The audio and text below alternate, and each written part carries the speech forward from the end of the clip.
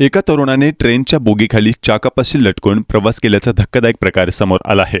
गेल्या काही महिन्यांत रेल्वे अपघाताच्या अनेक घटना समोर आल्या आहेत। यामध्ये कधी रेल्वे अपघात तर कधी रेल्वेने प्रवास करताना एखाद्या व्यक्तीचा अपघात।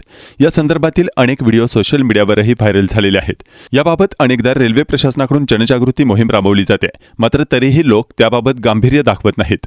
आता ही तशीच एक घटना मध्य प्रदेशामधील जबलपूरमध्ये घडली आहे। एका तरुणाने ट्रेनच्या बोगीखाली चाकांजवळ लटकून प्रवास केल्याचा धक्कादायक प्रकार समोर आलाय। या घटनेचा व्हिडिओही सोशल मीडियावर व्हायरल झाला आहे।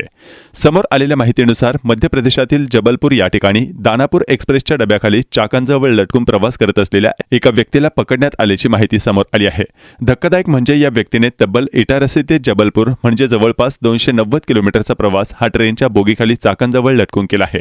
मात्र जबलपूर रेल्वे स्थानकावर रेल्वेचे कर्मचारी या रेल्वेची काही तांत्रिक तपासणी करत असताना हा सर्व प्रकार उघडकीस आला। यावेळी रेल्वेच्या S4 या डब्याखाली एक व्यक्ती चाकांजवळ लटकून प्रवास करत असल्याचं आढळलं। हा प्रकार पाहून कर्मचाऱ्यांनाही मोठा धक्का बसला।